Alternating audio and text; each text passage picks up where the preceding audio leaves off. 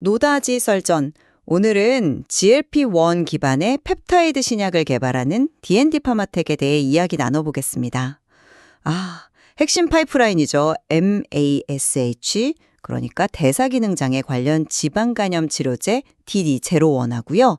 또 경구용 비만 치료제 개발, 이 두 가지를 중심으로 D&D 파마텍이 타세대 신약 강자로 정말 자리매김할 수 있을지, 이게 오늘 저희의 주요 논점입니다.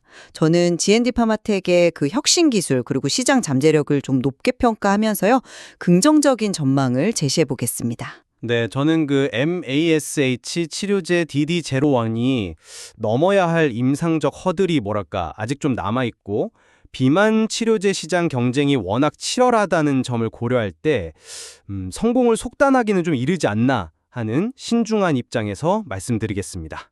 D&D 파마텍은 자체적인 펩타이드 설계 능력도 있고 또 미국 자회사를 통해서 직접 임상을 수행할 역량까지 갖춘 그런 회사잖아요. 특히 메쉬 치료제 DD01, 이게 이상 중간 결과에서 상당히 주목할 만한 성과를 보였어요. 단 12주 투여만으로 간 지방량이 평균 62.3%나 감소했고 30% 이상 감소한 환자 비율도 75.8%에 달했거든요. 이건 단순히 빠른 효과를 넘어서 기존 메쉬 치료제 개발의 그 시간표에 도전하는 중요한 신호탄이라고 저는 봅니다. 만약 이게 최종적인 간 조직 개선으로 이어진다면 경쟁 약물 대비 확실한 속도 우위를 점하는 결정적인 요인이 될 수 있죠. 또 3주 만에 최고 용량에 도달하는 그 간결한 용량 증량 방식은 안전성이나 편의성 측면에서도 강점이고요. 그리고 경구용 비만 치료제 분야에서는요, 자체 개발한 오랄링크 기술로 기존 경구 펩타이드 제제의 그 낮은 흡수율 문제를 극복할 가능성을 보여줬고, 이걸 바탕으로 또 유망 바이오텍인 메세라와 최대 6개 파이프라인에 대한 대규모 기술 이전 그리고 파트너십을 체결했습니다. 최근 메쉬 분야의 기술 이전 분위기도 긍정적이고 또 메세라가 공격적인 임상 개발을 예고하고 있다는 점도 기대감을 높이는 부분이죠. 네, 그 12주간 지방 감소 데이터가 인상적이라는 점은 저도 동의합니다. 하지만 MSH 치료제의 성공 여부는 결국 아시다시피 48주 투여 후에 간 조직을 직접 떼어 검사하는 조직 생검을 통해서 섬유화 개선을 얼마나 입증하느냐에 달려 있습니다. 이게 미국 FDA 같은 규제기관이 요구하는 최종 승인 기준이기 때문이죠. 이 핵심 데이터는 내년 2분기, 그러니까 2025년 2분기까지 기다려야 합니다. 간지방 감소가 반드시 섬유화 개선으로 직결되는 건 아니라는 과거 사례들도 있었고요. 이미 가장 앞선 경쟁 약물, 특히 최근에 긍정적인 섬유화 개선 데이터를 발표한 베링거 인게라임의 서브주타이드가 강력한 경쟁자로 부상했기 때문에 DD01이 이걸 확실히 넘어서는 데이터를 보여줘야 한다는 부담감이 있습니다. 또 12주까지 위장관계 부작용으로 인한 중단율이 9%였는데 이게 48주 장기 투여 시에는 서브주타이드의 16% 수준까지 높아질 가능성도 배제할 수는 없다고 봅니다. 오레므링크 기술 기반의 경구용 비만 치료제 역시 아직은 초기 임상 단계입니다. 전임상에서의 그 높은 흡수율이 과연 다양한 인체 환경에서도 동일한 효과와 안정성으로 재현될지는 아직은 미지수고요. 아직 호가된 펩타이드 경구 비만약이 없다는 점, 그리고 이미 시장에 나와 있거나 개발 중인 저분자 화합물과의 경쟁도 상당히 치열할 것으로 예상됩니다. 메세라와의 파트너십은 양날의 검이 될 수도 있어요. 메세라의 그 저용량 고효율 전략이 아직은 검증되지 않은 가설 단계라는 점을 잊어선 안 됩니다. 기술 이전 가능성은 열려 있겠지만 실제 계약의 가치는 결국 최종 임상 데이터, 특히 섬유화 개선 결과에 따라 크게 달라질 겁니다. 물론이죠. 최종 데이터 확인이 중요하죠. 하지만 저는 DD01의 그 빠른 간 지방 감소 효과가 최종적인 조직학적 개선과 상당히 높은 연관성을 보인다는 연구 결과들에 좀 주목하고 싶어요.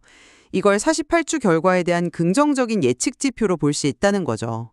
짧은 용량 증량 기간은 환자 편의성뿐만 아니라 실제 처방 환경에서도 경쟁 우위가 될 수 있고요.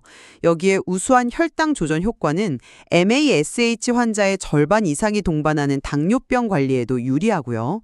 또 F1부터 F3까지 비교적 초기 단계의 넓은 섬유화 환자군을 대상으로 임상을 진행하는 점도 기술 이전 시에는 매력도를 높이는 포인트라고 봅니다. 네, 상관관계가 높다는 점은 인정합니다만 그럼에도 불구하고 직접적인 섬유화 개선 데이터가 결정적이라는 점은 변함이 없어요. 간 지방 감소 외에 다른 비침 습적 마커들, 예를 들어 혈액 검사로 간 섬유화를 추정하는 PRO-C3 같은 지표는 24주 데이터에서 통계적 유의성에 아슬아슬하게 도달하지 못한 P값이 0.06이었죠. 그런 모습도 보였고요. 이런 부분들이 아직 확신하기엔 좀 어려운 지점입니다. 12주간 간지방 감소가 48주 섬유화 개선과 매우 높은 상관관계를 가진다고 단언하기에는 과거 다른 약물 개발 사례들을 볼 때 좀 더 신중해야 하지 않을까요?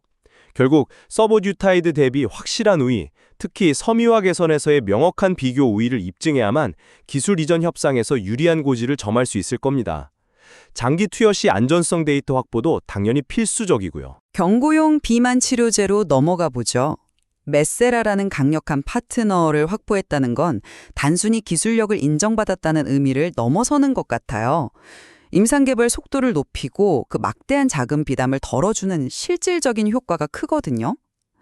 오렐링크 기술의 높은 흡수율은 메세라가 추구하는 저용량 펩타이드로 주사제 수준의 효과라는 상당히 혁신적인 전략과 잘 맞아떨어집니다.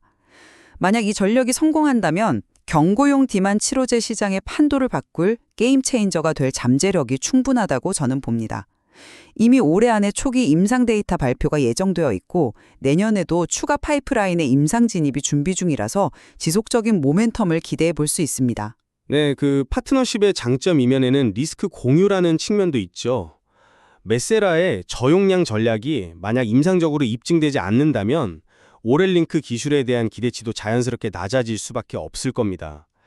전임상에서 보인 그 높은 흡수율이 실제 인체, 특히 다양한 배경의 환자들에게서 유의미한 체중 감소 효과와 안정성으로 이어질지는 아직 물음표입니다.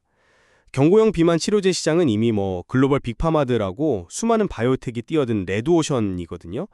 여기에 펩타이드 자체의 높은 생산 단가 문제도 상업화 과정에서 반드시 풀어야 할 숙제고요. 정리하자면 저는 D&D 파마텍이 마시와 비만이라는 거대 시장에서 DD01과 오렐링크라는 혁신적인 펩타이드 기술 플랫폼 그리고 메세라와의 전략적 파트너십을 통해서 가시적인 성과와 함께 미래 성장 가능성을 충분히 보여주고 있다 이렇게 생각합니다.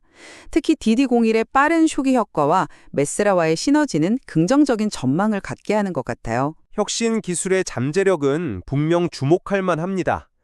하지만 DDO1의 최종 임상 관문인 조직 생검 결과 확인, 또 메트세라 파이프라인의 임상적 성공 입증, 그리고 그 치열한 시장 경쟁 환경 극복 등 넘어야 할 허들이 여전히 많습니다. 성공을 예단하기보다는 이제 2025년 이후에 발표될 구체적인 임상 데이터들을 통해서 그 가치를 냉정하고 또 신중하게 판단해야 할 시점이라고 저는 봅니다. 네, D&D 파마텍은 분명 흥미로운 기술력을 가진 기업입니다만 신약 개발의 여정은 길고 최종 성공 여부는 아직 지켜봐야 할 단계인 것 같습니다. 오늘 저희가 나눈 긍정적인 측면과 또 잠재적인 위험 요인들을 모두 고려하시면서 앞으로 발표될 중요한 임상 데이터들에 주목해 보시면 좋겠습니다. 시청자 여러분께서도 다양한 관점에서 정보를 깊이 있게 살펴보시길 권합니다.